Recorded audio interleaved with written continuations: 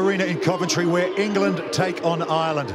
For the Red Roses, dreams of a Grand Slam are already over, but a Triple Crown and maybe even a Six Nations title are still a chance. Half an hour after we kick off here at the Ricoh, Grand Slam contenders France get underway in Colwyn Bay against Wales. England will be hoping the Wales women can do them a big favour over there. We'll bring you score updates from that match as they come in. Italy and Scotland complete their Six Nations on Sunday afternoon in Padua. So here's the equation. After that thrilling win in Grenoble last Saturday, France are 3 points clear of England at the top of the table.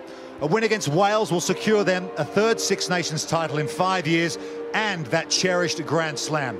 But if Wales win and France fail to get a bonus point, England can win the championship by beating Ireland here tonight. The Irish women have 2 wins so far. They can finish no higher than third. Scotland, Wales and Italy have 1 win from their first 4 games each. Providing expert comments for us tonight is a woman who perhaps fittingly made her debut against Ireland in the 2005 Six Nations. 58 caps for the Red Roses, scoring 44 tries, not to mention a Rugby World Cup in 2014. Kat Merchant, it's great to have you with us. How can this England team recover from what was an enormously disappointing evening in Grenoble last Saturday? Well, I think they've had time to kind of lick their wounds and realise that actually there is still another game, and it is still... They're going to want to finish on a high. They're going to definitely want to put those demons to bed. The disappointment's gone now. All they've got to do is focus on today's game. There's a lot of new players in there as well who want to really take their opportunities, and we've got a lot of players there that I think it could possibly be their last Six Nations. So we're going to see a fiery team, I think, tonight. So here come Ireland. They started their Six Nations campaign with a 24-0 loss to France away from home. 2 home wins against Italy and Wales, but then lost to Scotland in dramatic fashion 15-12 last weekend, led out by their captain Ciara Griffin. And here come England. 3 wins to start their tournament. Italy, Wales, Scotland, no problem. But then at the Stade des Alpes last Saturday night, it didn't go the way they wanted. The Six Nations title, however, is still alive. Sarah Hunter, who plays her 105th Test match tonight, leads the Red Roses out here onto the Ricoh Arena in Coventry.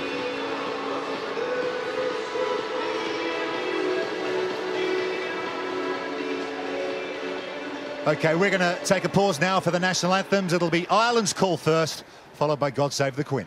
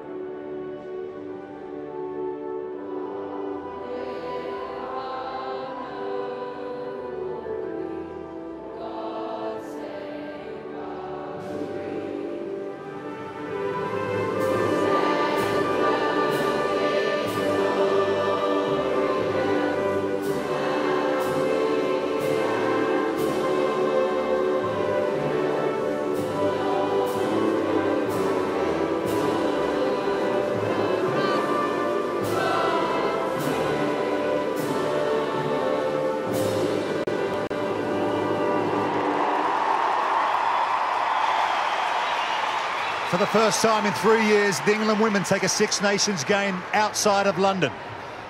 Simon Middleton makes 6 changes, 2 positional to the starting 15. In the back line, 18-year-old Ellie Kildunn starts at fullback with 81 cap Danielle Watzmann and Kelly Smith on the wings. Smith, her first start. Langi Tima lines up at outside centre. Katie Daly-McLean again starts at 10, but there's a change at scrum half. Katie Matheson earns her first start in the Six Nations. The front row is unchanged, but Poppy Cleal takes over from Centurion Tamara Taylor in the second row. Ro Burnfield starts at 6 alongside the ever-reliable Marley Packer. Sarah Hunter leads the side from number 8. Adam Griggs makes 4 changes to the starting team that lost to Scotland at Donnybrook on Sunday. Hannah Tyrrell is shifted from the left wing to fullback. Louise Galvin is promoted from last week's bench. Former Harlequins ladies centre Sene Naupu is again at 12 outside Neen Briggs at fly half. And 5'1" tall Nicole Cronin makes her first start of the Six Nations at scrum half. A reshuffle in the forwards, same front row, but Ashley Baxter comes in at flanker. So captain Kira Griffin moves across to number 8. The vastly experienced Paula Fitzpatrick shifts into the second row. 3 new players join the England bench. Queen's ladies Shona Brown could make her first Six Nations start. Zoe Harrison and Kath O'Donnell also given a chance. Rocky Clark will make a staggering 137th Test appearance if called upon. For Ireland, Kira Cooney returns from injury. Elisa Hughes very capable as a scrum half replacement. Kim Flood covers the outside backs. Tonight's referee, Alhambra Nievas. We're in safe hands. The former Spanish international, the first woman to referee a men's international Test match. She also adjudicated the Rio 2016 Olympic Sevens women's gold medal match. Okay, we're all set to go here. England, second ranked in the world against the team that finished 8th in the Rugby World Cup on home soil last year. Neen Briggs with the kickoff. England, Grand Slam, out of the question. Six Nations title and the Triple Crown still on the table. Vicky Cornborough with an early carry. There's Katie Matheson at scrum half.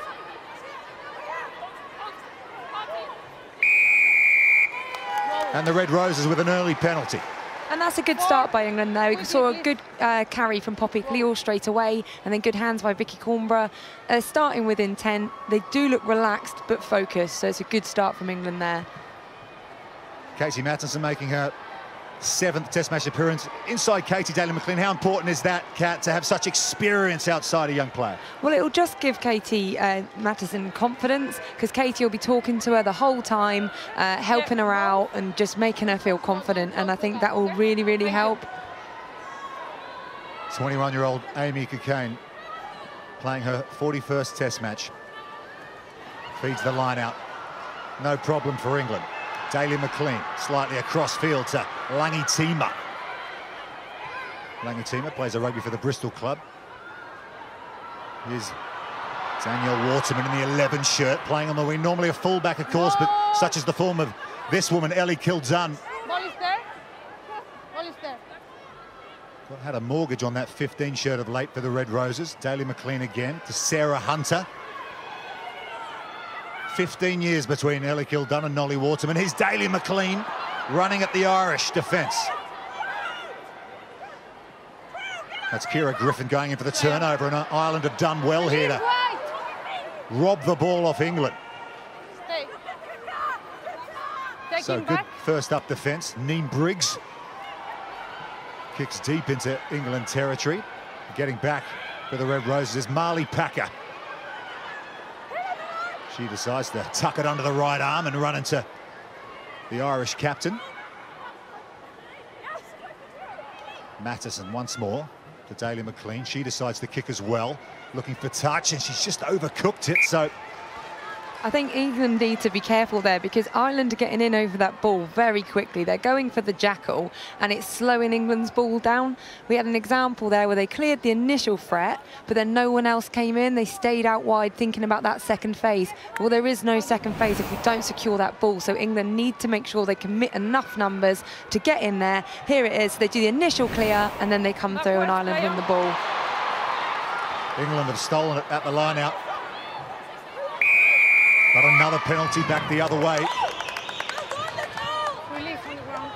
Not releasing the player on the ground is the call from Nieva. So once again, Neem Briggs can kick to the sideline.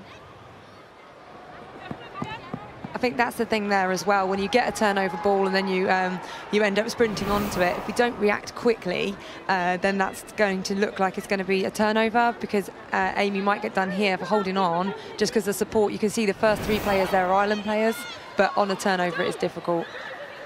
So interestingly, the tight head prop, Leah Lyons, feeding the line out there for the Irish women. And they will go the drive here. Trying to suck in a few England defenders, but they've managed to shove it back the other way. Sarah Hunter at the back of that England defensive maul. There's Nicole Cronin. First Six Nations start for her. Ireland so disappointed after that loss to Scotland at Donnybrook last week. Ball on the ground, Ireland going forward. It'll be an Ireland scrum. Messy breakdown so far, I think, from kind of both sides, because England there kind of did what Ireland are doing to them. They threw the numbers in, put the pressure on, then obviously became unplayable, and Ireland get that put in at the scrum. Leah Lyons actually used to be a hooker, so that's why she'd be thrown in there. Like that's her initial position, and now she's moved across the prop. More than capable of playing that role, Lyons. Scrum goes down here on the near side. We'll reset. Yeah.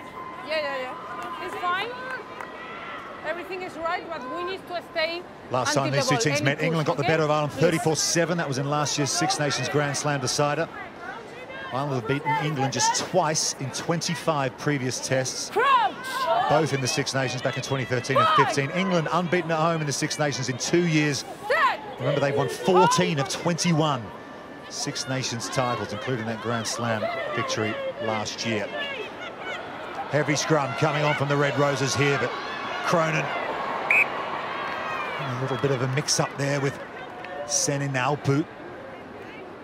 Knock-on is the call, so a lot of pressure coming on at scrum time there from England, causing the Ireland pack problems.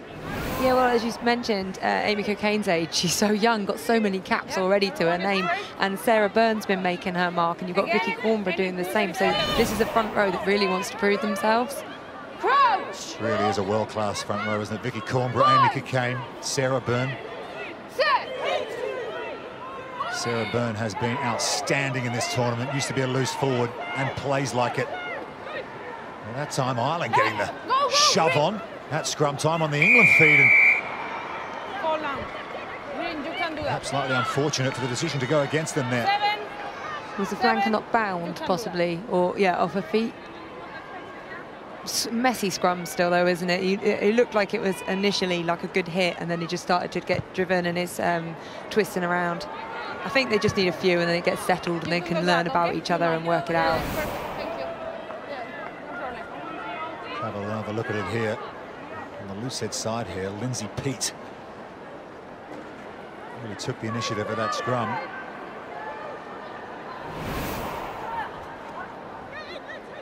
So Amy Cocaine went to Fielding High School in the Wairarapa in New Zealand, the same school that Aaron Smith, Cody Taylor and the Whitelock brothers went to.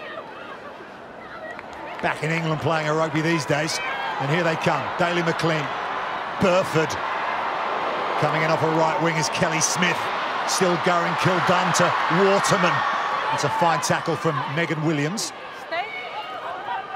Good quick ball for England, that's what they want tonight.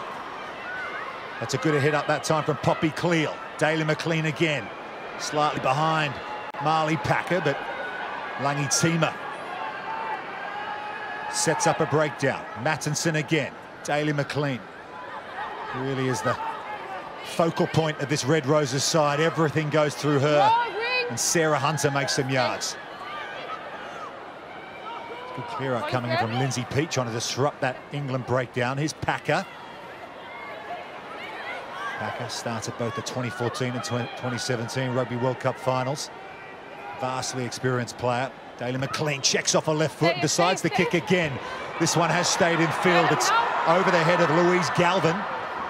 Louise Galvin followed it over the try line, but she's run it out from their own line. A good counter-attack from Louise Galvin. Just a second cap in international rugby, her first start for Ireland tonight. Stay. Use it. That's the captain, Kira. Some assistance from a hooker, Claina Maloney. And she gets it. What is there? Use it. Referee tells the Ireland players to use it. Stay.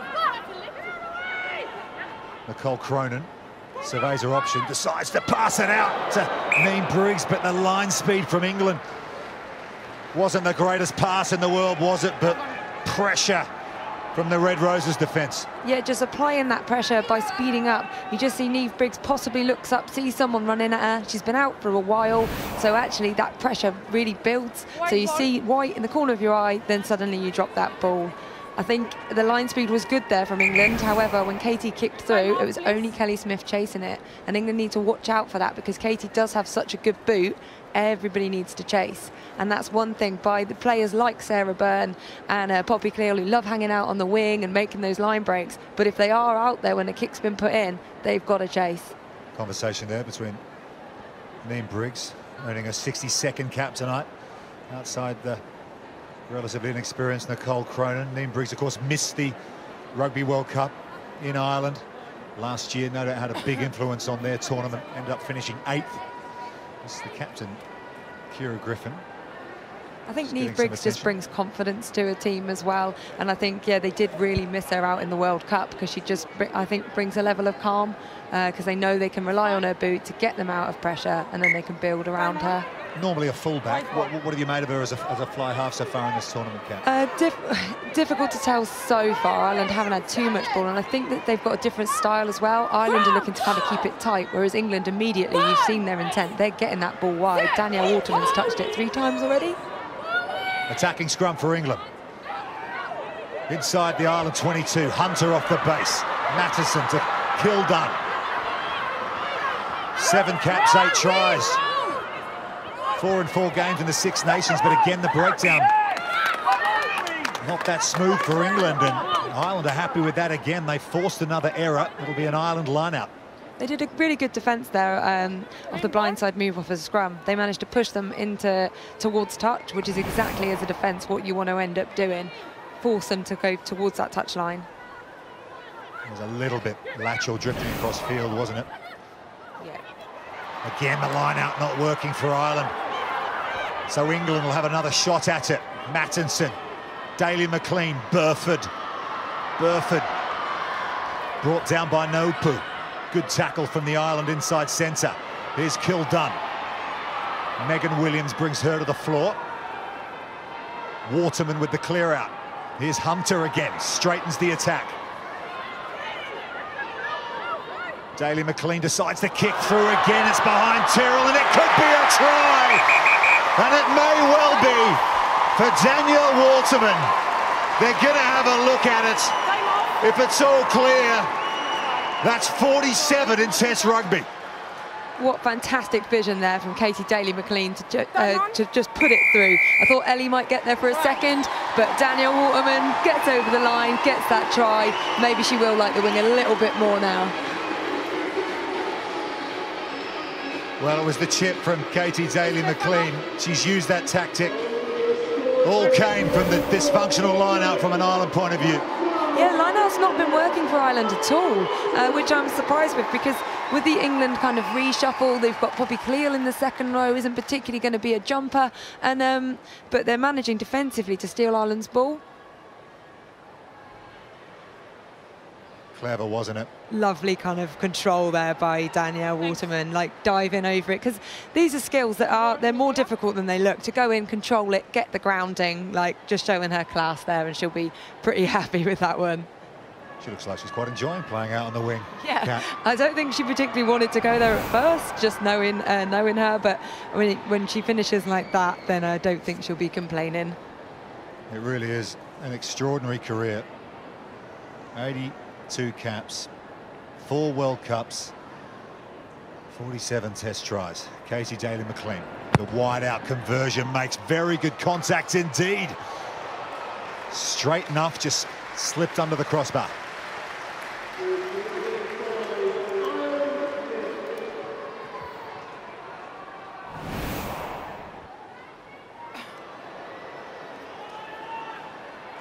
Hannah Tyrrell playing fullback for Ireland. She was on the wing last week. So a good solid start from England. 5-0, 12 minutes in. They've had 90% of the ball so far. And if that continues, it's going to be a tough old game for the Ireland women. Can we change time off, please? Not only that, 3/4 of the match has been played down in the Ireland half of the pitch. So Neve's not happy with the ball there. She's booted it off. Not playing with that one. Give me a better one. fair enough. Neve Briggs has been around the block. She's a policewoman, so if she asks for change the rugby ball, you do so. Yep, I think you listen to her, and yeah, then they are. Okay, sweet, thank you. There we go. One just been kicked on from the near. Oh no, we got two out there. How many balls now? Eventually, we'll take this kick off and get going. Time back on. Okay, so here we're back underway.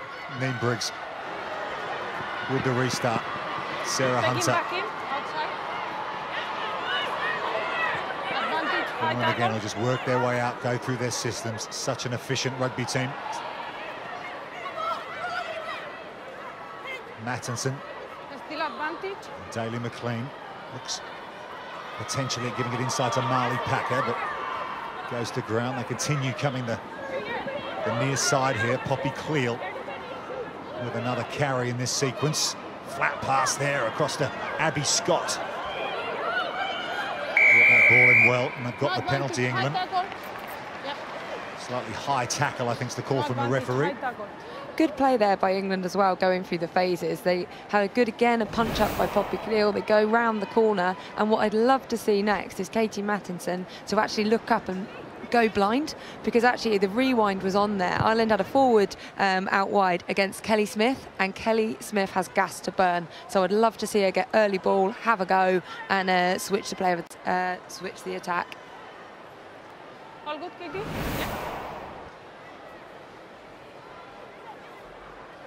Yeah, it's been a strong start from Poppy Cleal. Loose forward last week into the second row, replacing Tamara Taylor, Enough space. a Centurion.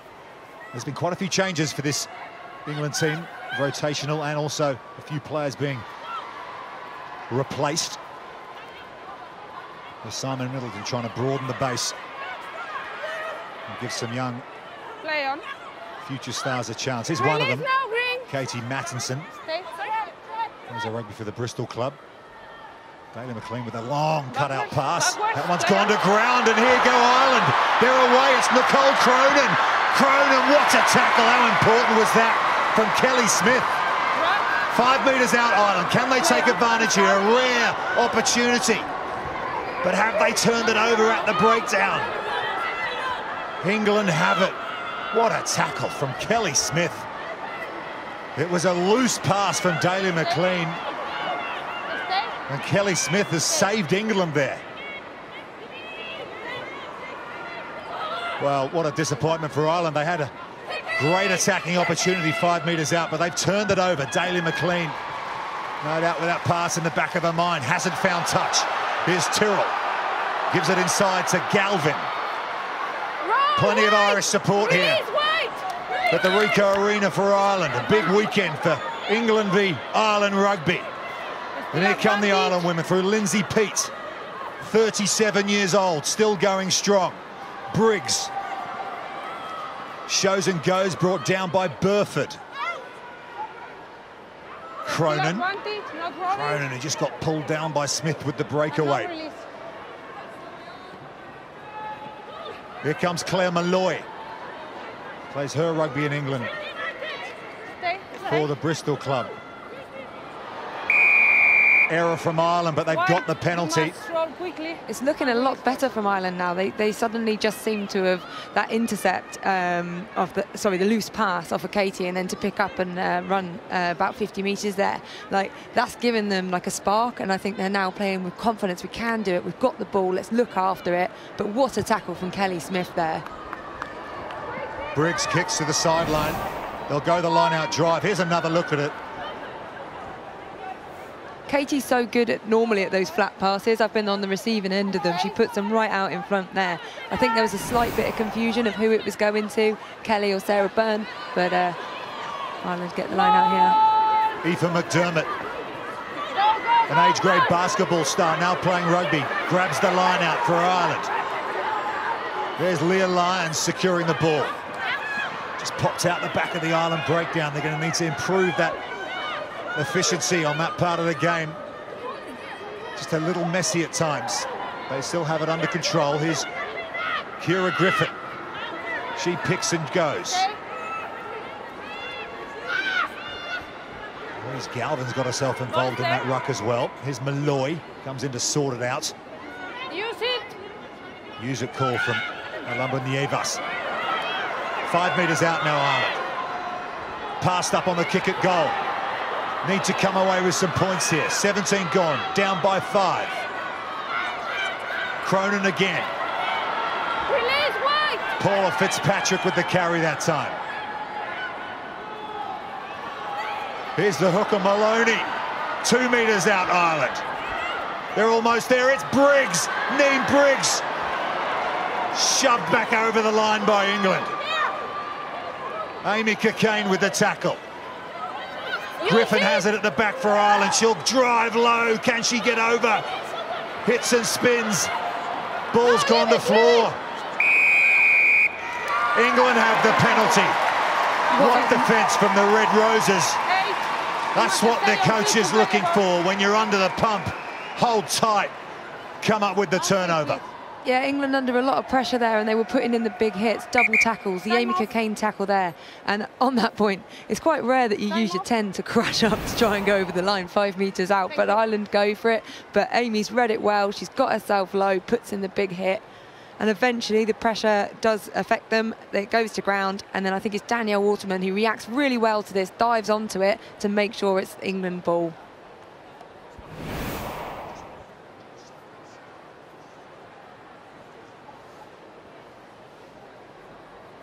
Ciara Griffin, made captain by Adam Griggs, the Ireland head coach. The Ireland head coach's contract is actually up at the end of this Six Nations. There was quite a lot of controversy last year. There he is in the centre of shot. Jeff Carter alongside him, Adam Griggs, New Zealand-born, coached Leinster women. Yeah. No, it's up for the head assessment. There's quite a lot of uncertainty around whether his contract will be renewed, but he seems, Kat, to have done a pretty good job with this Ireland side, given the disappointment of the World Cup last year. Yeah, I think he's like brought them in together, and you can see that in here that they are doing well. They've just got to be slightly more clinical. They've got, I mean, they've been to the England 5 metre line maybe 3-4 times and not come away with anything, and that's going to cost them later if it's a tight game here. So Neen Briggs has gone off for a head injury assessment. She'll be off the field for 10 minutes, and Michelle Claffey has come on from the Blackrock College Rugby Football Club in Dublin. This is the middle. So here's another look at that. Step. Thank you. Surge towards the line from Ireland. They were all so close, weren't they? Yeah, inches away from it and then just spilling it. Good line-out win at the back from Abby Scott, but it was then thrown to floor, and England have had to check back here. And a penalty, Ireland. It's just what they were after. Marley Packer's not happy about something. She's always in the thick of it. As anything's kicking off, Marley will be there. But again, I think that's another holding on penalty. So that's becoming a bit of a theme. So England are going to have to do more ball presentation. They're going to buy time for the support to get there and blast off the good jackling.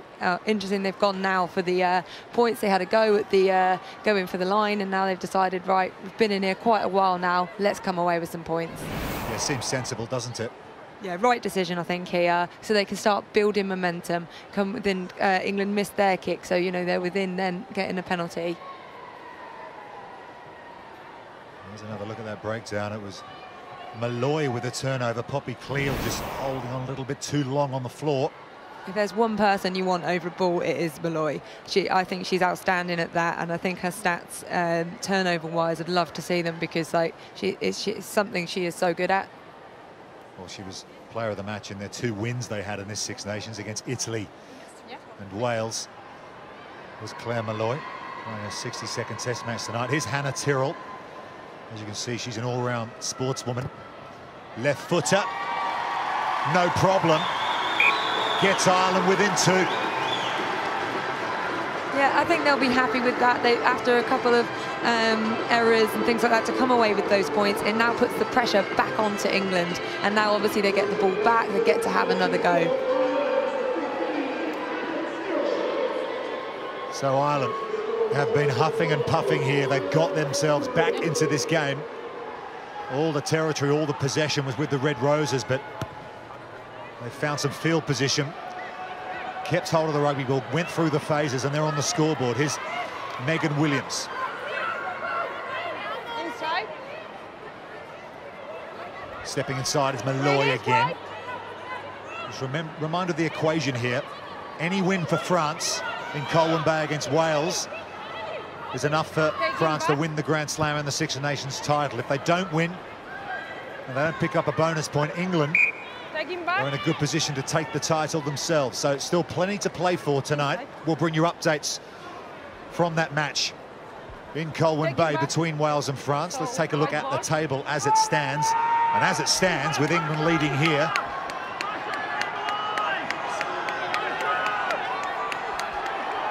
the match hasn't kicked off yet, so a little bit harsh on France to have an as it stands table and they haven't even started playing yet, but you get the picture.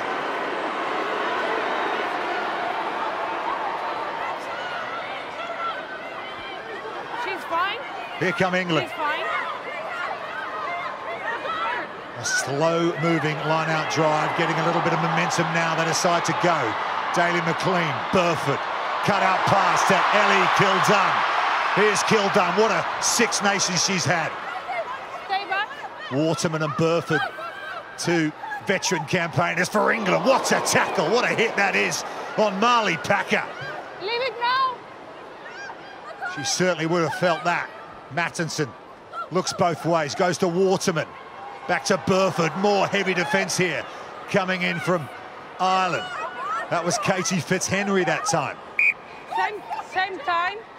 Same time, so white ball. Well, it'll be an England scrum, but there's another statement from Ireland here. They are not going to leave the Ricoh Arena without leaving everything out there. Definitely not. I think Baxter was actually quite unlucky there. I think she'd got herself in a good position over the ball, got her hands on it, and I thought possibly had the rights to steal it. But good start. Oh, Leah Lyons putting in an absolutely huge hit there. One player you probably don't want to run into. Leah Lyons, 105 kilograms she's listed at. Highfield, Club and Munster. What a hit. And a scrum power from Ireland as well, but still have it. Kelly Smith with a lofted pass to Burford. Manages to cling on. Daly McLean decides to chip through the Ireland defence once more. It works for Waterman. And England's try earlier on, not on that occasion. Effectively a turnover. So Ireland, a long way from home. They'll need to go through the phases here. That's Naupu. Former Harlequins player, now playing a rugby in Galway. In Ireland, married to former Harlequin George Naupu. Penalty Ireland. So slowly but surely, that strong defence, holding on to the rugby ball. A few decisions starting to go their way. Yeah, and I think that's a silly penalty there from Sarah Burns. She kind of rolls the wrong side of the ball. She's in the way. It's the side of the ref. It's just a stupid penalty. It's not even slowing the ball down. So need to get rid of those. Interesting decision from Katie Daly McLean to kick on that one. I think kick if you've got a shot, but otherwise, like you say, effectively it's a turnover. You're giving away possession. So it's kind of risk reward. I think keep the ball in hand. There's no rush. There's no panic. Yes, they're leading 2 points, but they don't need to be scoring immediately. They just need to build the phases and then build on the scoreline. Clear gap, please.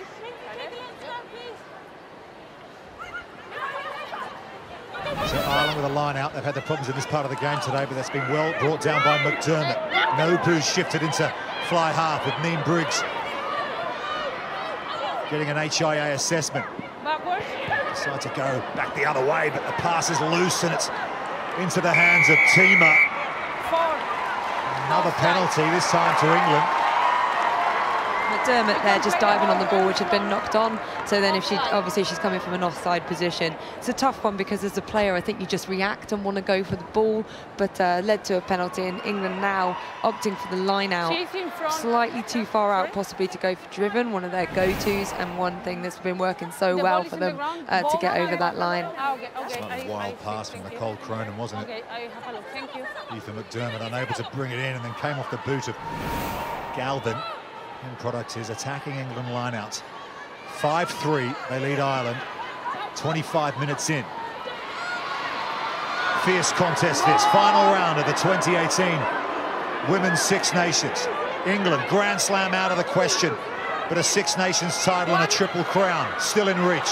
Here's Packer at the back of this England line-out drive. The Red Roses have got a rumble on. You can hear the crowd here in Coventry getting behind them. Still going, the England 8. This is a big part of their game. So effective. She's almost there, and she's down. Marley Packer. That's 16 test tries. That's brutal from the Red Roses front 8. What an incredible, I said possibly too far out to drive over. They proved me completely wrong. I mean, that is a good shift. I think as soon as Marley Packer got her hands on that, there was no way she was going to let Katie get her hands on it and pass that ball out. She was heading for that line. But that's such a difficult skill to be able to do and to keep it that tight and to keep pushing. And Ireland have a good defence of the line out. So, yeah, incredible pack try there.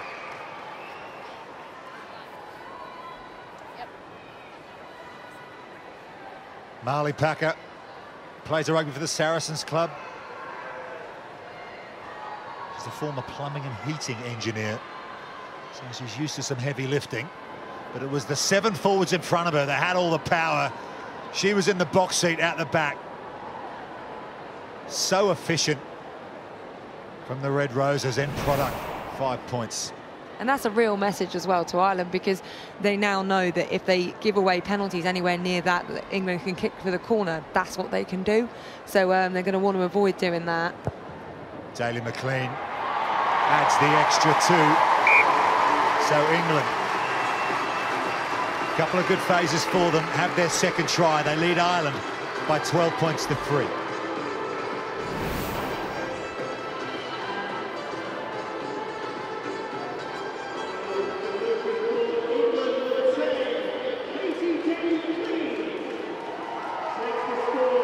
So strong at the set piece, this Red Roses side.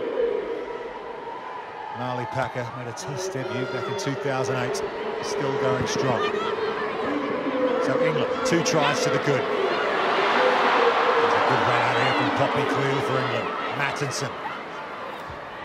England putting some pace on the game now. Here's the hooker, Amy Cockayne.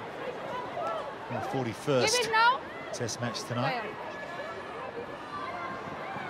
Daly McLean, her opposite number, Neen Briggs, is back on the field, has passed the head injury assessment. Nolly Waterman on a lovely cut coming in from the left wing, beats a couple of Irish defenders. Play on. That's play on, says the referee. Ashley Baxter reacting well there for Ireland. Snaffling up Katie Mattinson, but perhaps a bit too enthusiastic there at the breakdown. Ireland, it'll be another penalty for England. To your side. It's so difficult when you're giving away so many penalties to build any momentum yourself. They, you know, Ireland have had the ball for a while. They had it for passage of play and they came away with points. They kind of just need to ice the breakdowns, spread out, make sure they've got enough numbers on their feet and line speed England, rather than trying to win the ball at the breakdown, because they're just leaving themselves short. They're giving away penalties. Yeah, it was a really good reaction, wasn't it, from Ashley Baxter? But look at Nolly Waterman, normally a fullback. Such good footwork. She could just drive her way in from the touchline, like so powerful, like with those short little steps.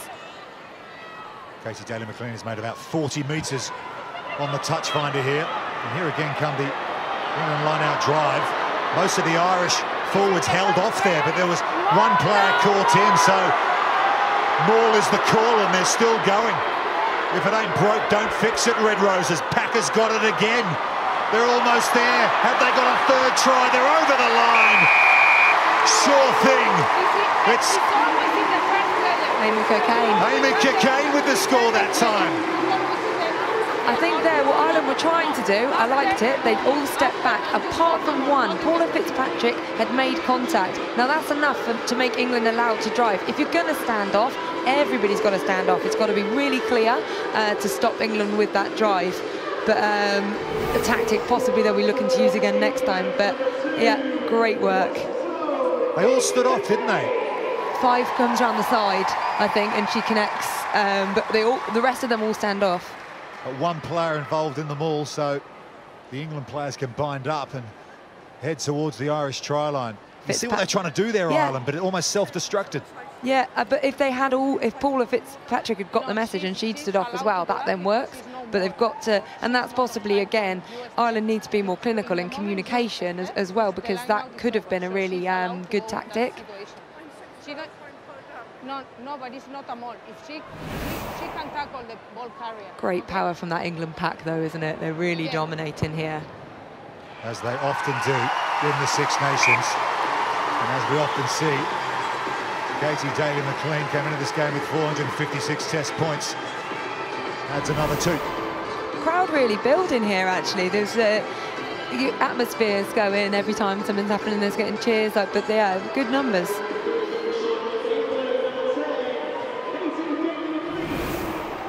Great moment for Amy Cockayne.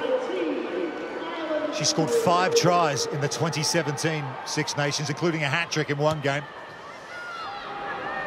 She's got one here in Coventry. 19-3.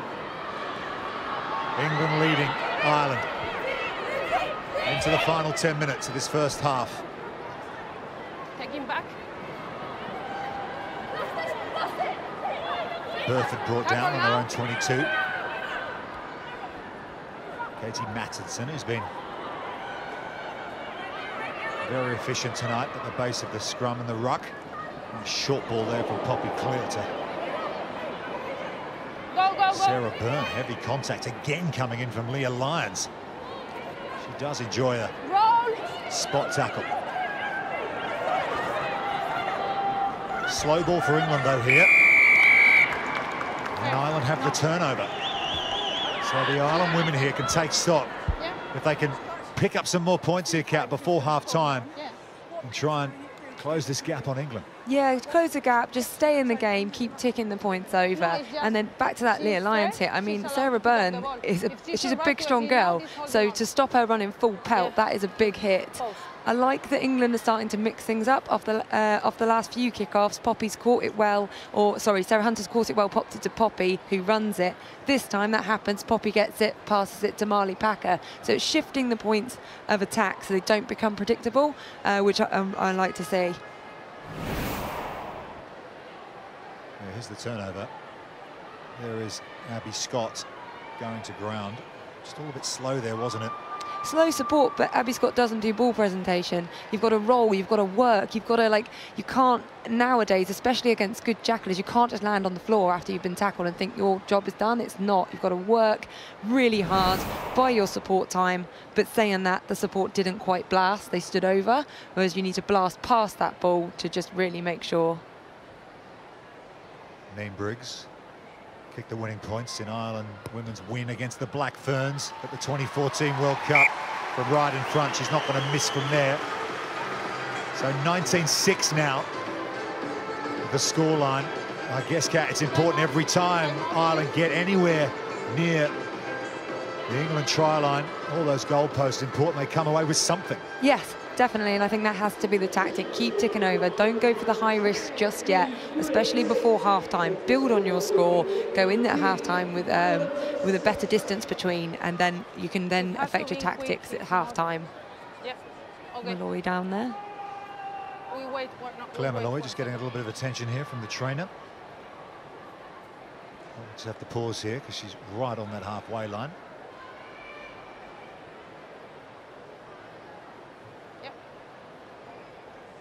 Just going to give you a score update from Colwyn Bay. Remember, England need Wales to do them a favour and upset the Six Nations leaders, the Grand Slam elect French, and it's not going their way so far, England, because France lead it in Colwyn Bay by 7 points to 0. We'll update you with the table shortly. But here in Coventry, England leading Ireland 19-6, doing all they can do The ball is there. to keep this Six Nations race alive. Cronin. Here's a look at the table as it stands. As it stands, France win the Six Nations and the Grand Slam. Briggs under a bit of pressure there, but does get a kick away. Ellie Kildunn runs it back straight. Just holding on to her is Katie Fitzhenry. Daly McLean. Sarah Hunter. Brought down by Lindsay Peake. Good tackle. Daly McLean again. Nice inside ball. Well, Burnfield, and here's Waterman again coming in off her left wing. We've seen that a couple of times already in this match. Poppy Cleal held up there, but well done from Waterman, like a loose forward there. Look at the leg drive from Nolly Waterman, but just as I say that, the ball's turned over and Ireland can try and secure possession here. Inside the final 5 minutes of this first half. Here's Lindsay Peake.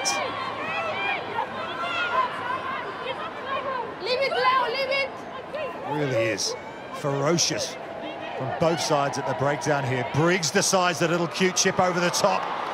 Has she got it back? It's Lungi Tima, however, who brings it down. So Briggs trying something, not quite coming off. Daly McLean, she likes to try things too. End over end to Tyrrell. Hannah Tyrrell, 27-year-old, her 15th Test match tonight. Cronin. Here's Aoife McDermott. Good carry from her. Cronin again. Well done, Paula! Keep on going, Paula!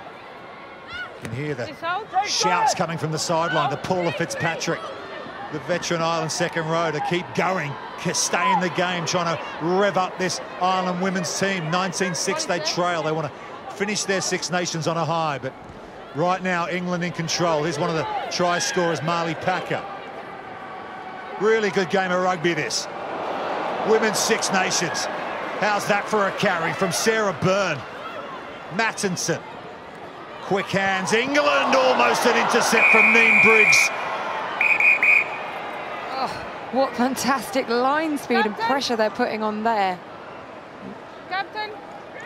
Oh, referee Alain Nievas has just called time off here. Wants a conversation with... Just be careful, okay? Yeah, okay. Just be careful, okay? Back, please. Kira Griffin, not Yeah. entirely sure what that was for. Yes. Because she goes, did she get one hand onto it, in which case then that would be batting the ball down, and then, but, I mean, I think it was just a flat pass.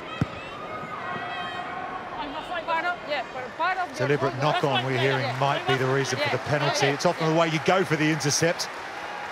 But if that looked inches, like, isn't it? Yeah, and then if obviously if the ref deemed that they're in a scoreable position, England were, and you do that, then obviously that's then also a yellow card with it. But let's have a look. I think she's got two hands to that. I think she's gone to catch it and dropped it. It's actually hit off her chest. It's definitely not a one-hand back bound. Very unlucky there. Very unlucky decision against Neen Briggs and Ireland. Two hands on the rugby ball. Hey-ho. Here come the Red Roses. Forward pack again. 2 tries from this phase of the game so far. The Ireland pack having all sorts of problems defending this line-out drive. Packer and Cocaine have already got a try, but somehow they brought it to ground. Legally so, says the referee, so England will have to play out. And they've turned it over. Well, there you go. They found a way to stop the England driving line-out. And that's important as well, because if that would have been a third one going in there, then suddenly that's a very different game. So I think just making sure, they just seemed, everybody hit that one. They seemed more decisive. They knew what they were going to try and do to try and stop them. Got in low and then big shove back.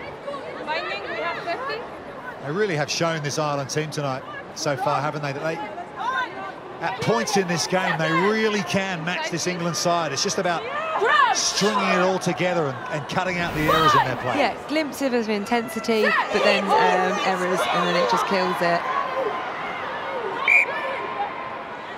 They're going to have to put up a solid scrum here.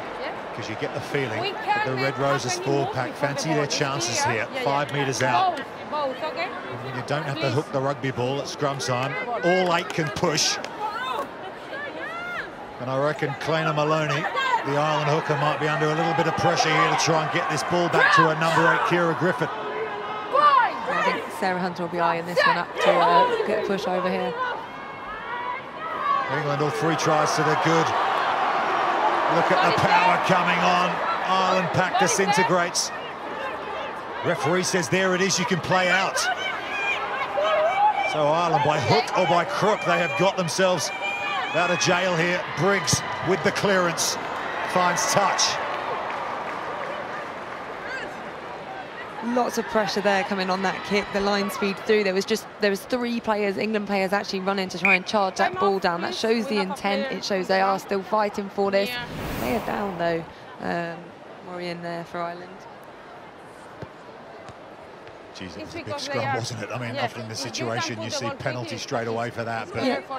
England powered over, drove them to floor. It went to ground, like at the very least, ball and playable. But ref deemed it was all right and to play on. Well, you've got to take your chances. Ireland have done that. Yep. As you can see, just 1 second left in this first half. Yep. Yeah. Thank you. So Ireland will be hoping they can get into the dressing rooms here without conceding any more points. 19-6 the scoreline. Remember, England wanting Wales to help them out by pulling off a big result against France in Colwyn Bay. We're getting asked to roll away quickly. Can you just see if they can roll away a bit quicker? Okay. So I think that's the reason we can't get in clear. Yep. We're just going to give you an update what's happening in that you. match. Remember, it kicks off half an hour after our start here in Coventry, which isn't ideal in terms of a Six Nations race, but hey-ho, that's the way it's been scheduled. 14-0, we're hearing, is the score for France. So right now, the Red Roses are saying goodbye not only to the Grand Slam they gave away last week, but also the Six Nations title. No matter what they do here, remember, any win for France, any sort of win whatsoever, they started the final round 3 points ahead of England on the table. If they stay in front of Wales there, they will be crowned Six Nations champions with a Grand Slam. But that won't bother Sarah Byrne right now as she thunders towards the Ireland defence. As we've seen a few times already in this game. After a good bit of play from England, there's a turnover. Attempted clearance there from the Ireland front row, Leah Lyons, who we've seen made some big tackles in this first half, and it's gone out. That'll do. Not a lot of props having the confidence, I think, to actually kick that ball out, and under quite a bit of pressure as well. Well, England has scored 3 tries in this first half. 19-6, they lead Ireland women here in Coventry. It's been entertaining so far. Ireland have had their moments, but right now it's the Red Roses who are in control.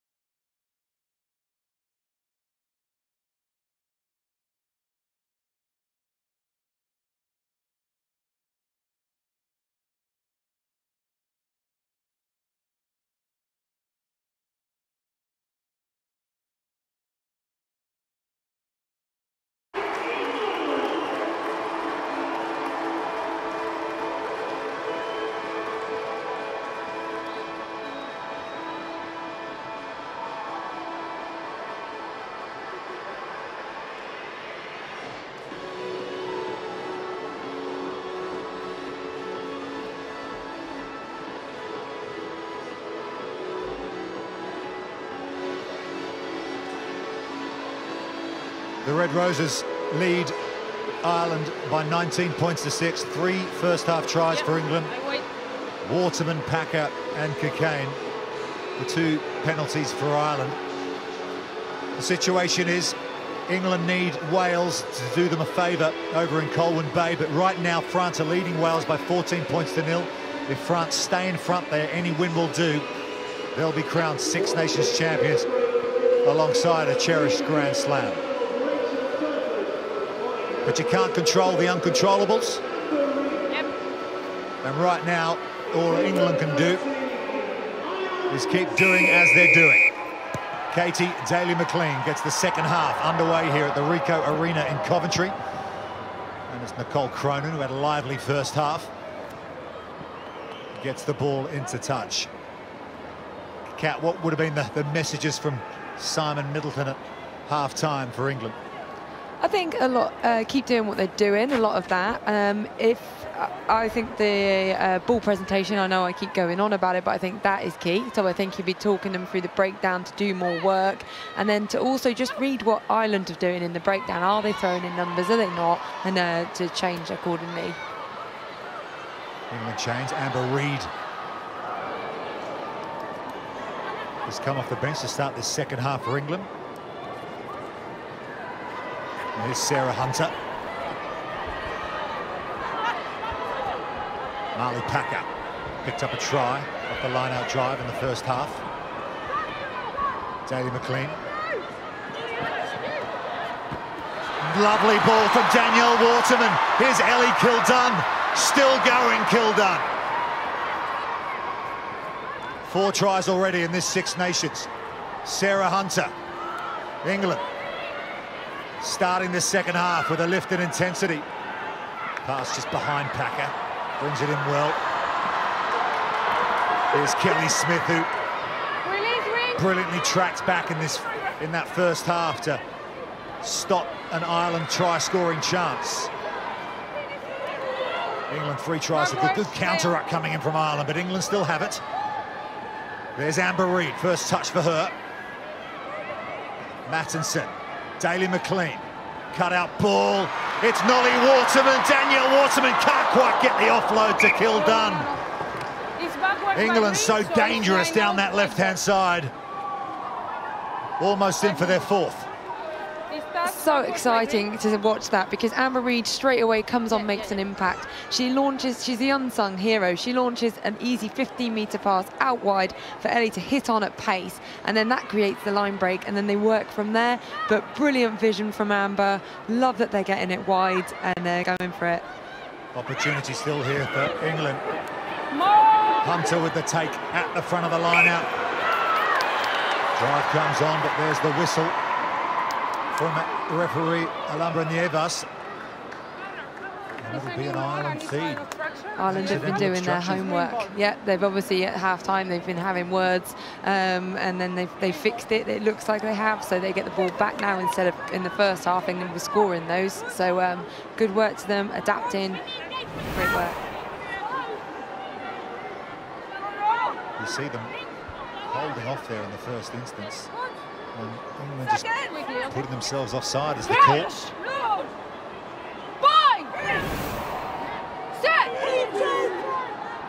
But Ireland, defensive scrum, need to hang tough here, and they do so.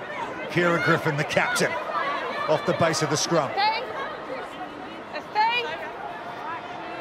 Cronin to Briggs. And that vastly experienced boot of Niamh Briggs gets Ireland out of their 22. It's not quick. And that's important for them as well, to take the pressure off, just let England attack from a lot further up the pitch, and then get a chance to get use the touchline, push up and drift there. Cockayne try score in the first half. They go to the front of the line-out again, England. Little break here from Katie Mattinson into her first start for the Red Roses tonight. Offload here to Poppy Cleal. What a first half she had. Always putting her hand up to make yards for her team. Daly-McLean. Wild pass, but it's been picked up by Kildunn. Here's Smith. Kelly Smith goes to ground and loses possession, and coming away with it is Louise Galvin. Finds an offload, it's Tyrrell. Sharp counter-attack from Ireland there. Paula Fitzpatrick. Cronin goes the same way, and Leah Lyons can't quite hold on to it. It's been knocked on. Line speed from England, we saw that in the first half, and it's come up trumps again. It's won them the turnover. Daly McLean chips it in behind. It's Megan Williams. Danielle Watzmann throws her to the floor towards the touchline, just manages to stay inside. Lindsay Peet. Ball is there, ball is there.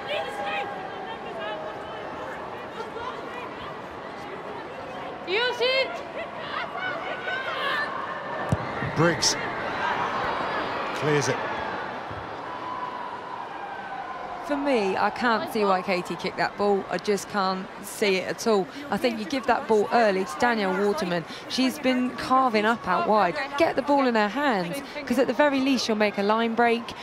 Even if she gets tackled, England keep the ball. They get to play the phases. By kicking it away, you're just getting rid of possession. Another line out for England, well taken by Abby Scott. There's the maul, says the referee. So the Red Roses can come back together and drive forward. Has been disrupted again. Ball is there. Lindsay Peet in there that time. Lovely weighted pass from Daly McLean. Amber Reid to team up. That was nice from the Red Roses. Good quick hands, lovely skill set. Daly McLean again, short ball to Kildunn. Well wrapped up by Sene Naupu. And they've thrown it forward, says the referee. Katie doesn't look too happy with that decision. Some great offloads in before that, like 1, 2, 3, and then Tima does really well to go to ground and keep it. She doesn't force an extra one. So yeah, Nolly fighting through here. Amber again with the quick hands, and then instead of trying to rush an offload here when the defence are on her, she keeps it, takes it to floor. Great decision.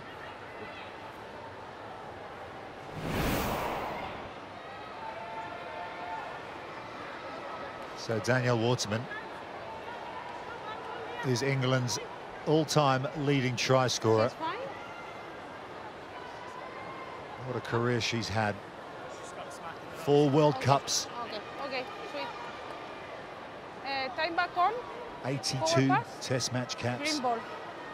Use the Picked mark, up a please. couple against Scotland in the 3rd round. Normally a fullback, of course. Went with Team GB to the Rio Olympics in 2016. She is a marvellous rugby player. She's been a wonderful servant for this England women's rugby team. Set. Hold.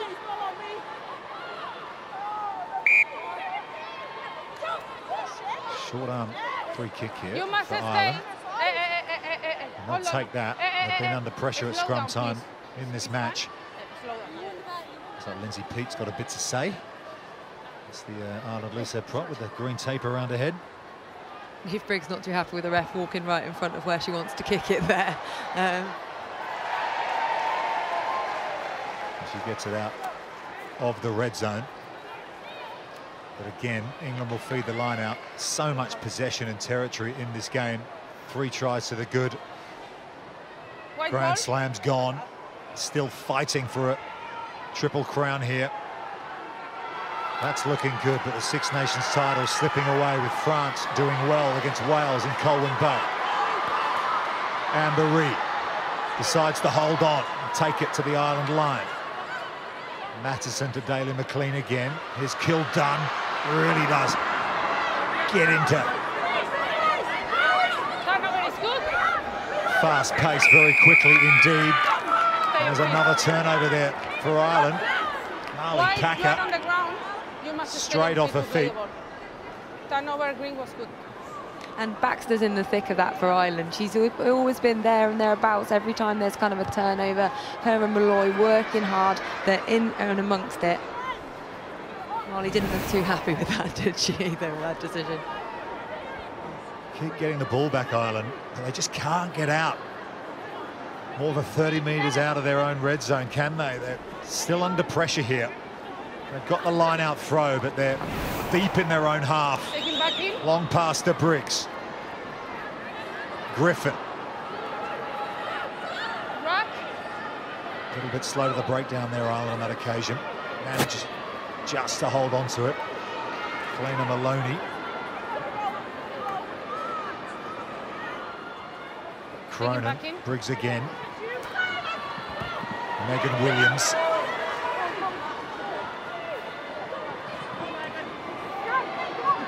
Lindsay Peet.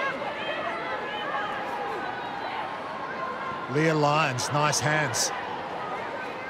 That's Aoife McDermott. Briggs again. Manages to hoof that over the head of Ellie Kildunn, but she does love to counter. Here she goes. Real star of this tournament. Offloads nicely to Waterman. Those two working well together. All Six Nations long, 15 years between them.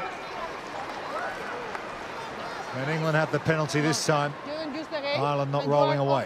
When you try to play the ball. I like there that Cronin's starting to get a bit feisty. She wasn't happy with where Sarah Byrne was, trying to slow the ball down as she's standing up. So she just pushes her back over the breakdown. No, I want this ball clean. So she's like dominating in there. And I think that's a really good thing for a young nine kind of coming through to like really dominate in that. 6. Of course, one of the big talking points, Kat, about this Red Roses side this year is the contract situation between 7s and 15s and a lot of seasoned players out of the picture at the moment. Contracted purely to 7s, but it's given the likes of Ellie Kildunn and Katie Mattinson a chance, hasn't it, to step up and show what they've got. So no matter what you say about missing key players, well, hey, you're finding a few as well. Yeah, and that is the case. You give players the opportunity. Now, whether they step up and take it, like Ellie has, or whether they don't, you've at least given them that opportunity by missing those 7s players. Abby Scott cleverly brings that ball down at the back of the line out. Kath O'Donnell was out there for England, but Ireland once again have snaffled it. Claire Malloy. There's a rugby at Bristol, 62nd cap tonight. She is a out-and-out 7, a pure open side, and she showed it there. England line-out so far going well, and I'd say that Abby Scott has led that very well, and she's controlled it. They've won some of Ireland's as well, but that one obviously just not going their way, and Ireland now get the butchered and a chance to attack. But again, it's from nearly in their 22. They're not really getting any positive possession in the other half. So you can see that Leanne Riley in the 21 shirts out there for England. She's replaced Katie Mattinson at scrum half. Another big scrum from England, but like she's done all night. Kira Griffin off the base. There's Leah Lyons. She's been a real crowd favourite so far. Backwards. Pass goes to ground. Senina Upu picks it up. Briggs, inside ball to Maloney. Cronin with the left foot chip through. Kildunn reads it well, gets away from one tackle. Ellie Kildunn.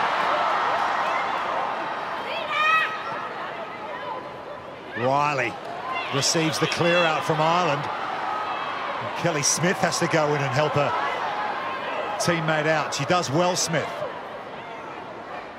Riley to Daly McLean. That's been the 9-10 combination, all Six Nations long up until this game.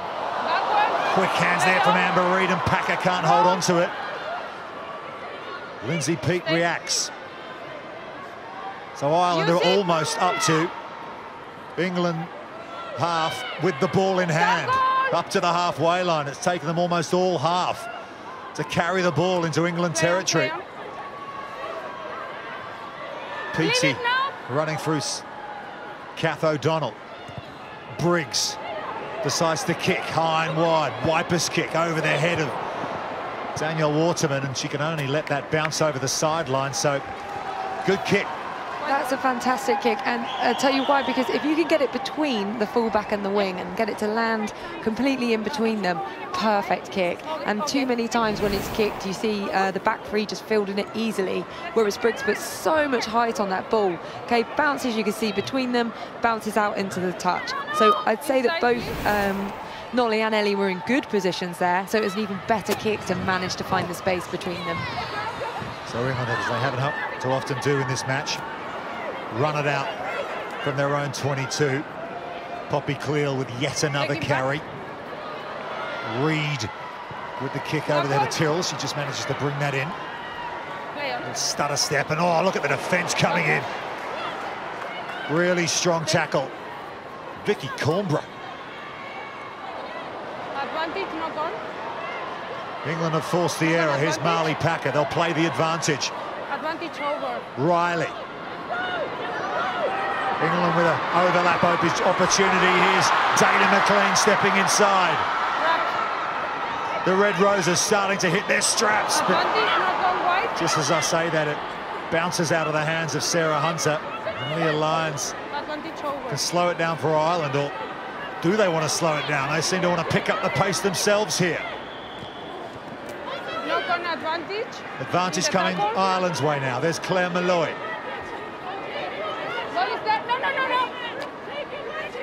Referee just telling the England players at the breakdown to leave it alone. Advantage was coming Ireland's way. They'll go back for the scrum. No, it's fine, it's fine. Knock on.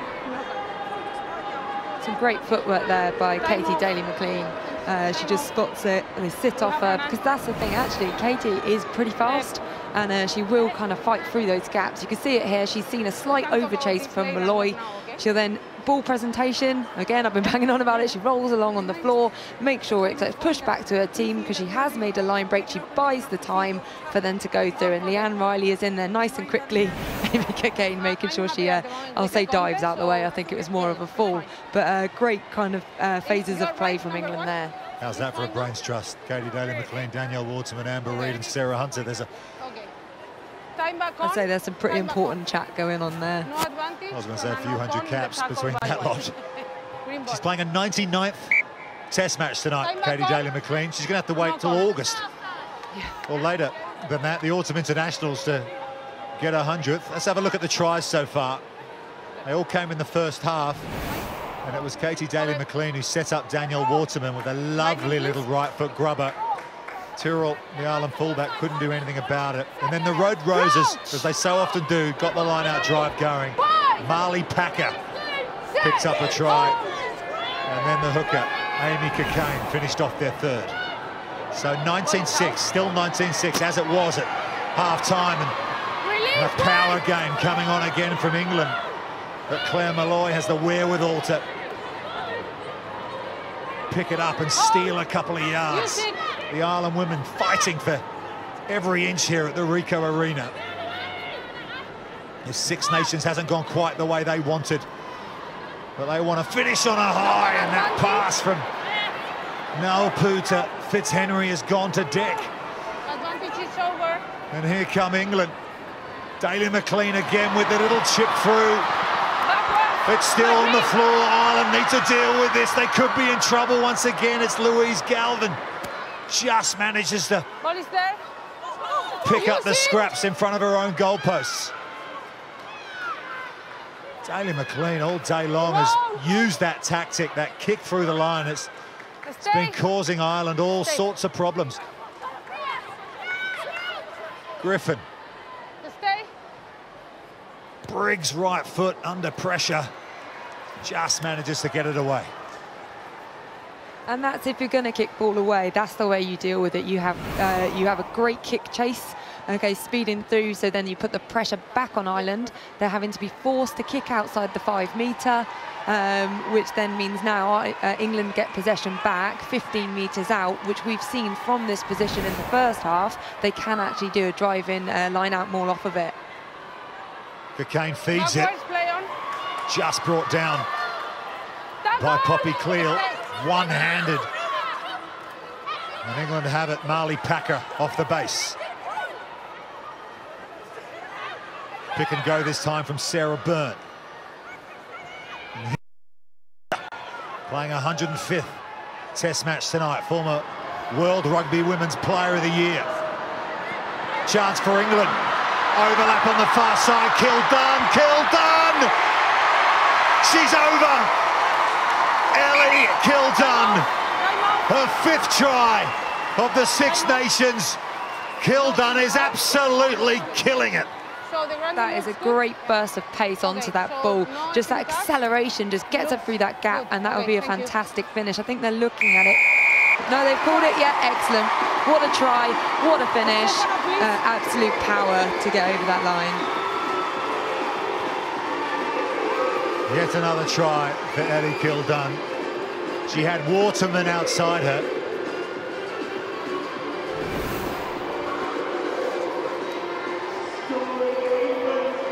Big carry from Sarah Hunter, wasn't it, to get the go forward for England. And then pop it to Marley Packer to get that ball away after being hit so far. Fair play. And then tee up to move it across. And then, yeah, that's a good power over the line, spinning out of the tackles. Tima gets that pass away nicely.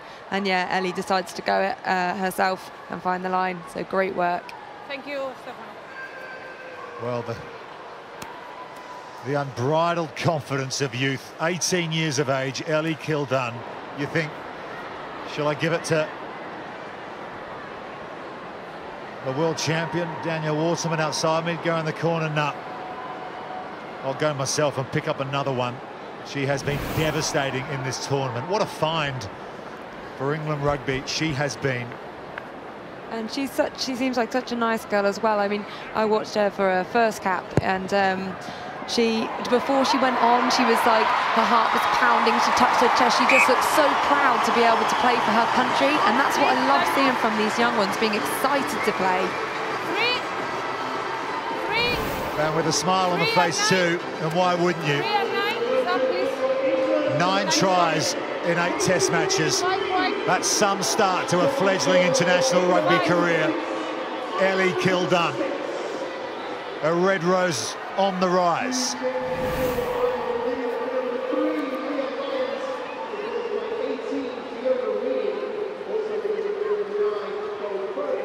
And that's the bonus point for England. 26-6, they lead.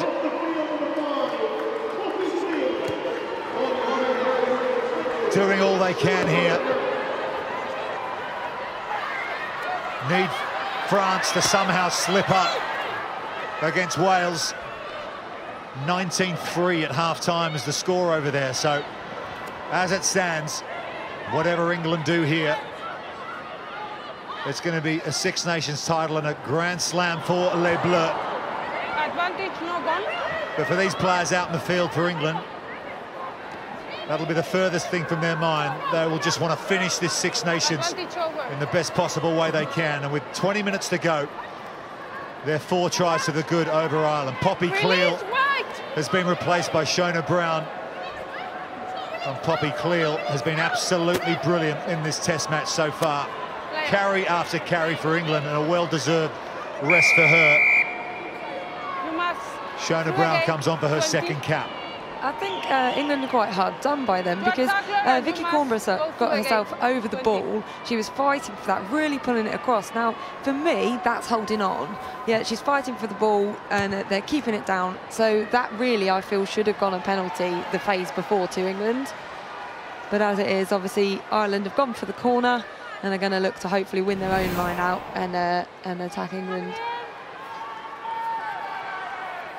Got a quick shot of Shona Brown there. There she is in picture with the tape around her head. Real late bloomer, didn't start playing rugby till the age of 25 years old. And here she is 3 years later, playing a 2nd cap for the Red Roses. Can Ireland find a try? Perhaps they can give the Red Roses a dose of their own medicine with a line-out drive. Slightly broken up a little bit, and look at Sarah Hunter, she's stolen it for England. That's powerful work from the England skipper. Speaking of power, how about Sarah Byrne for a carry? Daly McLean, Nima, Amber Reid off to Waterman. Kildunn on the cut. Listen to the crowd. A record crowd here tonight for a Six Nations women's international in England. We saw an enormous crowd, over 17,000 in Grenoble last week for the France-England game. A world record crowd, or a club record crowd at the Twickenham Stoop between Harlequins and England, Richmond. A bit of afters here. Looks like Leah Lyons getting involved. Aline Briggs has run in. Right in the thick of it. Go, please. Something's wrong with her. Policewoman by profession. I think the main problem was that obviously it's an England penalty. They just want the ball, and I didn't see who had it, but they were holding on to it, not letting it come out. Not that England would quick tap it from here, I shouldn't imagine. Penalty does go England's way. It's just Lindsay Peake getting a talking to from the referee. Time off. Time off again. It's like the England bench as well. They're warming up over there. A few players ready to come on.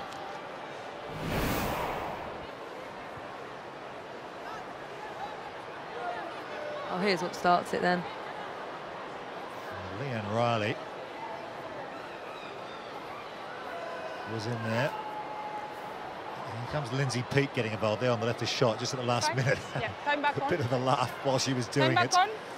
She's a school teacher by profession. I think that's a typical back thing to do from Leanne Riley. Kind of start it off and then just walk away from it and then let everybody else run in and kind of go for that. Time on. Well, hey, the score might be 26-6, but this Ireland women's team, they're not going to lie down here. They're going to make England fight for everything. Katie Daly-McLean finds touch. Yeah, that's one thing about Ireland. I think that even if they're down, they're never out. Oh, here we go. Subs looking to come on. Looks like Simon Middleton's going to empty his bench here. None other than Rochelle Clark in the centre of shot there. Coming on for a 137th cap. She is the most capped England rugby player of all time. Amber Reid, short ball to Nima. Reid on the loop. Leave it now, leave it. Such a strong squad, so much depth. The likes of Amber Reid can come off the bench. Rocky Clark, speaking of quality, here's Kildunn. Steps inside, still going, Kildunn. Oh, she's lovely to watch, isn't she? Great feet and the offload. Kelly Smith now. Leave it, leave it. Riley. Daly-McLean to Hunter. Release, wing. Daly-McLean again. Reid, it's Amber Reid, straight through the gap. Amber Reid has scored England's 5th. And don't the crowd here in Coventry love that? And that all started from the Ellie Kildunn break. I mean, she just is really coming into her own. This second half in particular, she's backing herself, she's running hard. And I love that Amber Reid actually is the one to cross the try line. She's so often the one that gives the pass for other people to score. And I think people are so used to drifting off her, she actually gets it. But look at the footwork here from Ellie as well. And she just won't go down when people start to tackle her. Instead of go with it, she just leg drives on. And it's brilliant to see Amber Reid there deciding, yeah, enough's enough, I'm going for it, and delighted for her. Amber Reid with the outside break to finish it off. Ellie Kildunn with a break of her own to get the Red Roses down there. And that's what it means to them. And I think the great thing about Ellie is that she's not just quick. She has got the footwork, she has got power, she's kind of getting that complete package, and I feel she's growing with each game.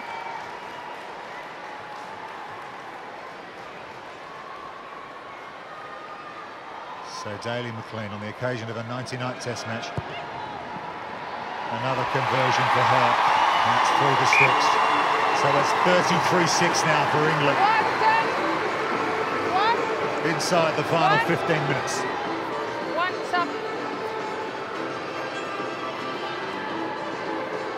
England have made those changes, so I can see Rocky Clark on the pitch.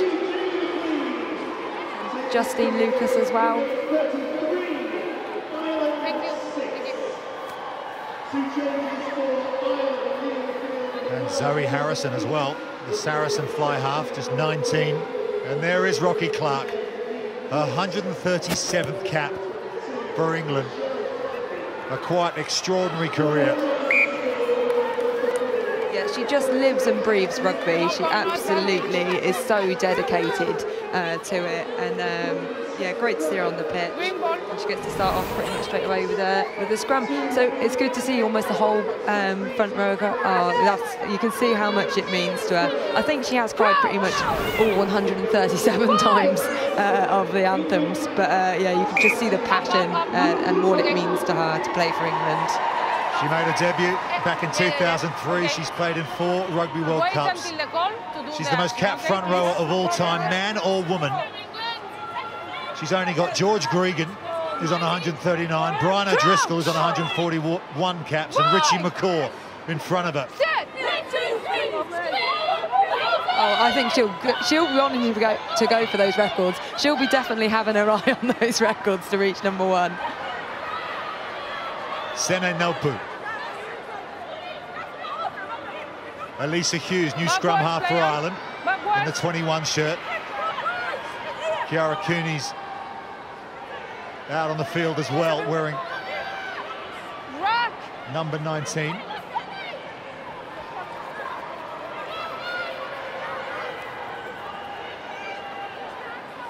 Hughes again. Nupu. Claffey. Here's Tyrrell, the fullback. That's a really nice offload to Louise Galvin. Galvin's away. Good pace from Galvin down the near side. Laura Feely now. Hughes again to Claire Malloy. Malloy, she'll keep going all day long. Nupu with the pass to Megan Williams, but Williams can't hold on to it, so all that good work from Ireland. Clever break from Louise Galvin, undone by the error. I think Galvin's been key actually for Ireland, because when they have had line breaks, it has been through her. She's got great reactions as well. If a ball goes to floor, she's on it. She'll react on those turnovers.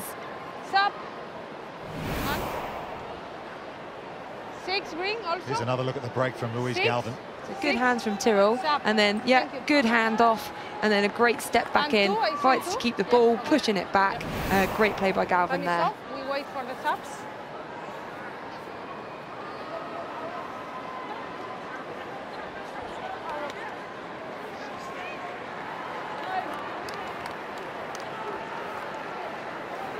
Yeah, thank you. Time back on. Yeah. Everyone new. So hugs all around on the bench for Ireland. It's been a long, hard Six Nations campaign for them. They started off with a 24-0 defeat to France, a couple of home wins over Italy and Wales, and then fell to Scotland at home last weekend. That's the one that really hurt them.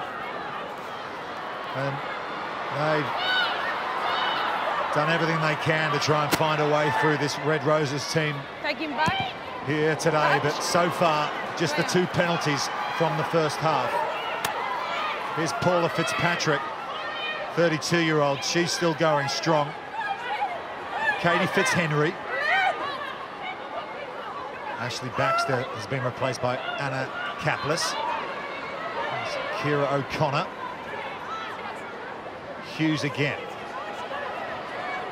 Fiona Reedy. Replacement prop out there in the number 18 shirt. Here's Laura Feely. Release wide! Approaching the final 10 minutes here.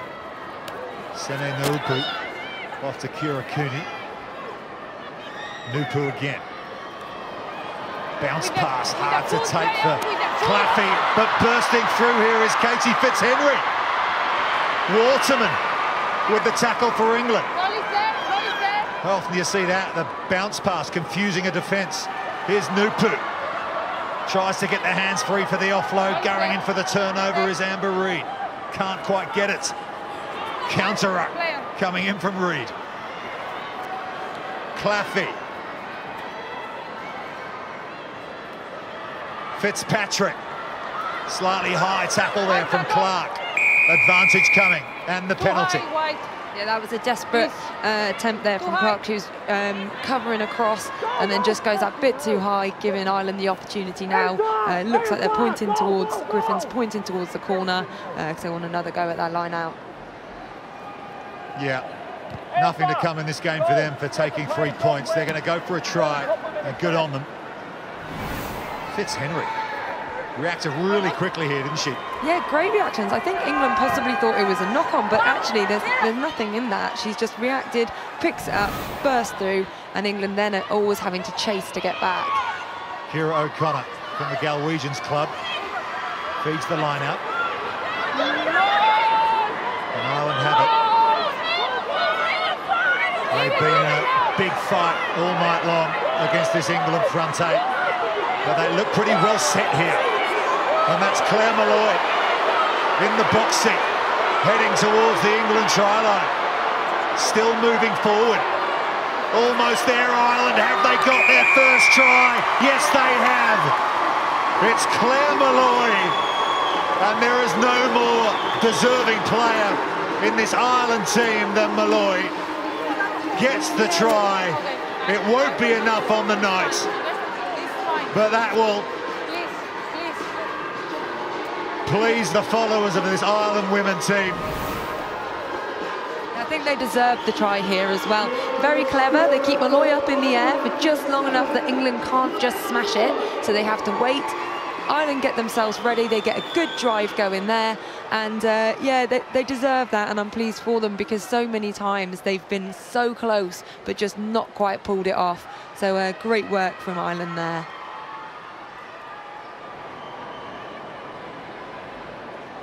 And of course, it's a part of the game that the Red Roses really pride themselves on, that driving line out. And look at Claire Molloy still urging her teammates on, saying we want to get back down there.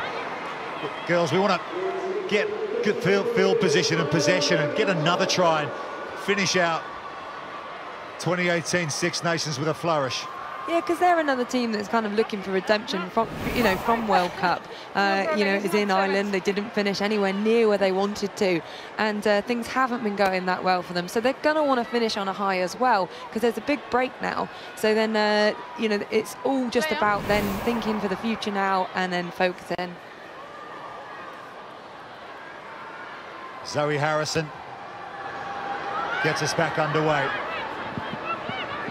33-11, England lead Ireland. We're hearing from Colwyn Bay that France are leading Wales still by 19 points to 3 into the second half there. So as it stands, France will be crowned 2018 Six Nations champions. And of course, a highly valued Grand Slam. That's just what England did last year. Riley, O'Connor, Clark tries the clear out, gets shoved out of the way by Hughes. Here's a break here now, it's Riley.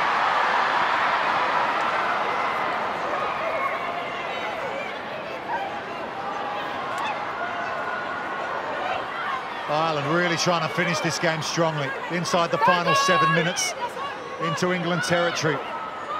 Naupu to Fitzpatrick. Leave it now, leave it! Elisa Hughes.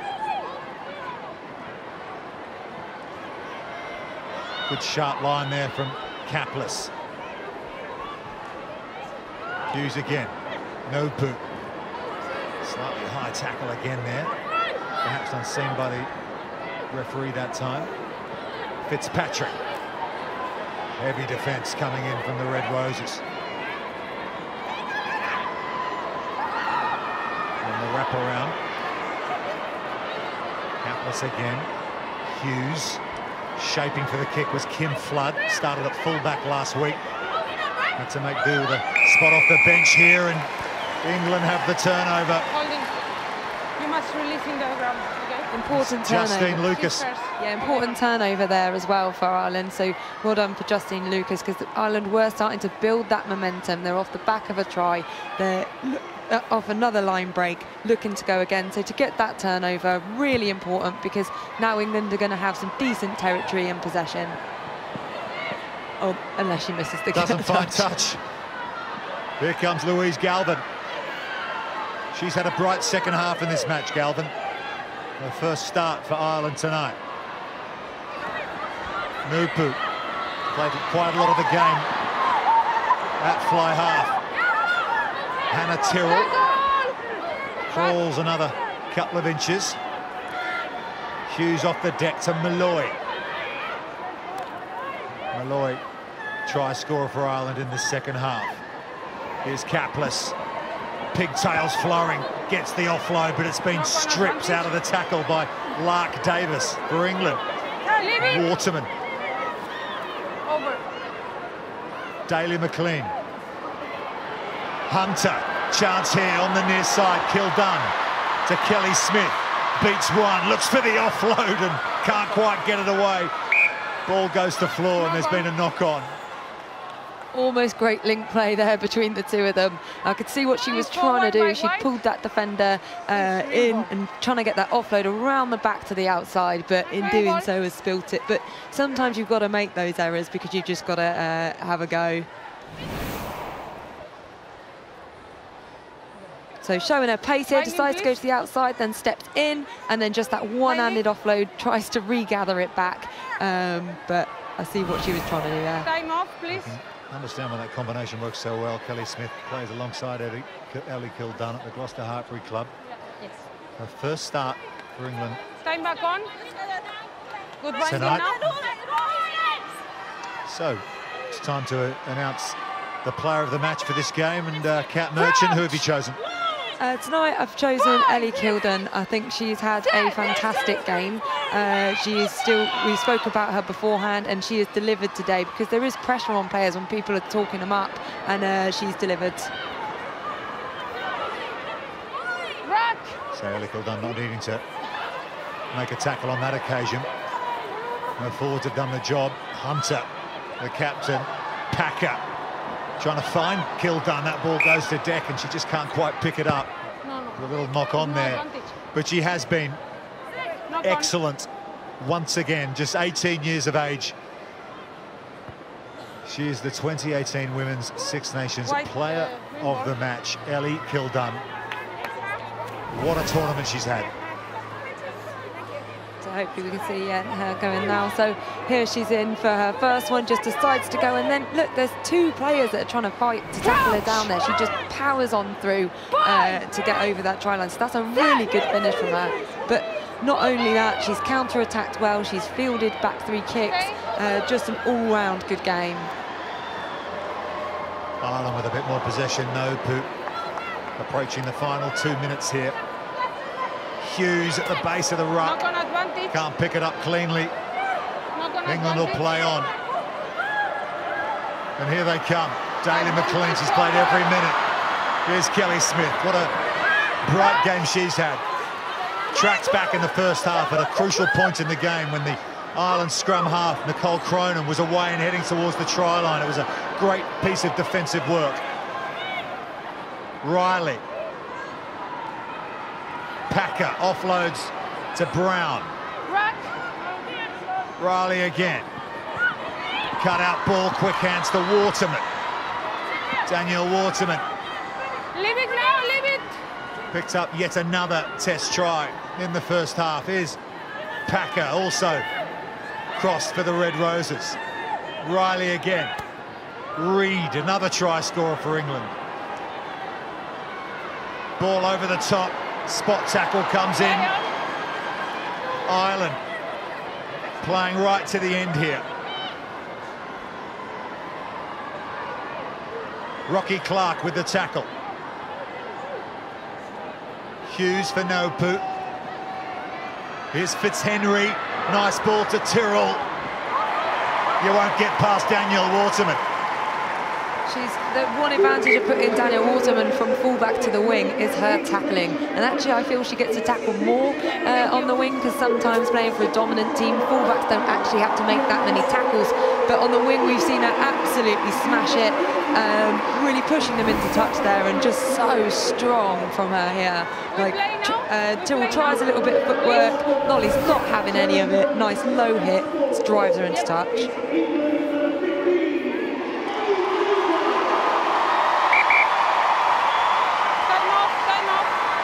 Well, what a crowd we've had here tonight. It's a record crowd for a Women's Six Nations match in England. There have been some huge audiences for women's rugby in the last few weeks. That extraordinary crowd at the Stade des Alpes in Grenoble last weekend that willed their French team past England. And here there's more numbers here as we look forward to the under-20s fixture that follows this match here at the Ricoh Arena tonight. Big weekend for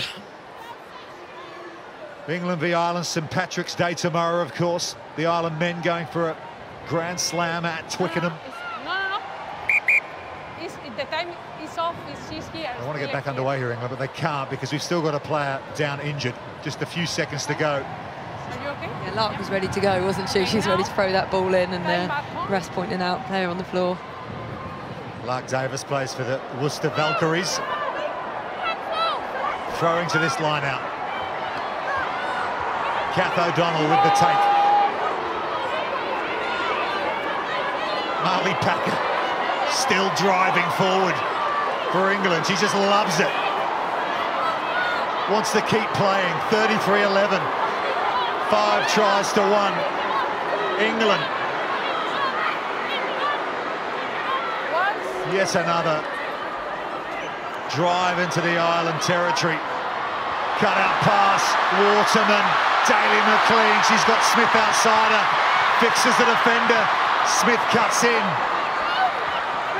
Couldn't quite get it away to Kildun. Riley goes digging. Reed to Packer. Big crowd here, would love to see the Red Roses get another try here. Time's up on the clock. Here they come again, Reed. It's Daly McLean, as we so often see, gets the offload, but it's Reed who can't quite take it back on the run around. And that'll do it. No bother.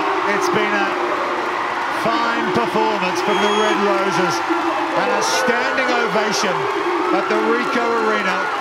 It's the first time in 3 years that England have brought a Women's Six Nations match outside of London, and they have loved it up here in the West Midlands.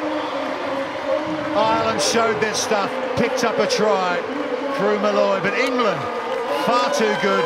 They have beaten Ireland here by 33 points to 11.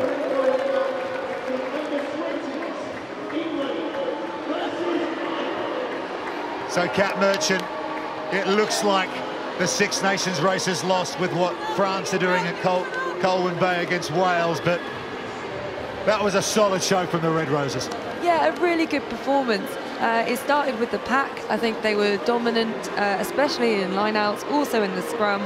Some big hard carriers in Poppy Cleal, and then you had the experience to get that ball out wide, and then we could see that back three really they got a lot of ball, which is great to see. It means it's going wide, and just the whole as a whole, I think they just had a really good performance as a team rather than necessarily just individual performances, which is good to see after a disappointing loss, to rebuild and come out like that as a unit. Really good. Rocky Clark next to Sarah Hunter there. Rocky Clark, 137th Test match tonight. What a night for her. Sarah Hunter, her 105th. Must make you, especially Kat, feel very proud.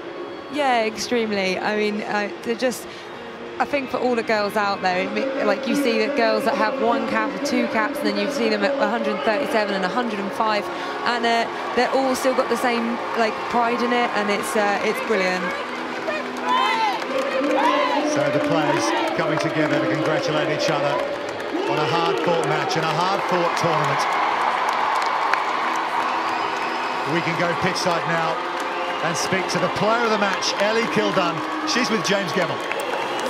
Well, Ellie, the tries keep coming, the wins keep coming, and you're getting a feel for this international rugby thing?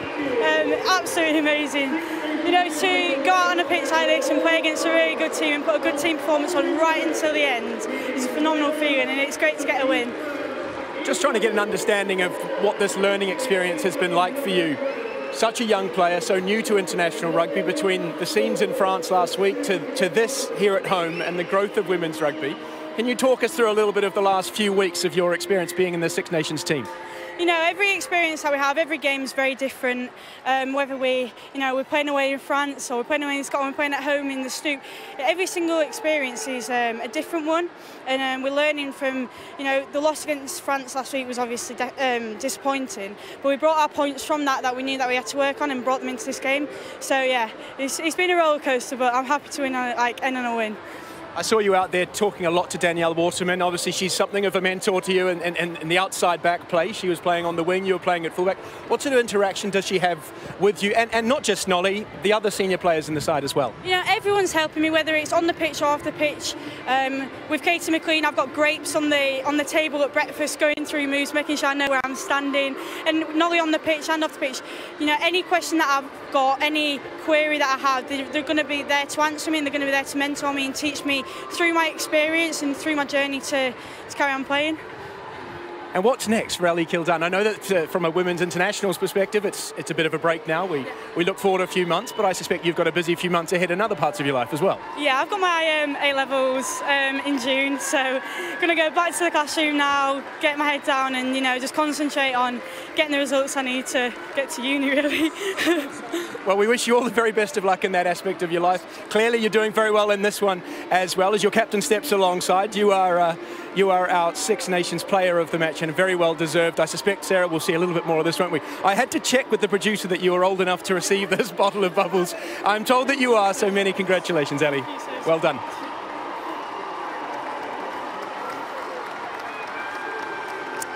Well, Sarah, I know that last week put the team through some difficult talks and a difficult situation, but I imagine that this is exactly how you wanted the Six Nations to end. Yeah, absolutely. Like we spoke about after France, about how we as people are able to learn from that, park the disappointment, to come out here and finish the tournament off on a high, and that's all we can ask of the girls. And Ireland made it very tough out there at times, but we found our way to get back on track and find a way to win tonight. And there's certainly some great performances out there, and this is the start of our journey towards a World Cup in 3 years' time. So we're not going to have another game now until next season, so it's good that we can finish with a win.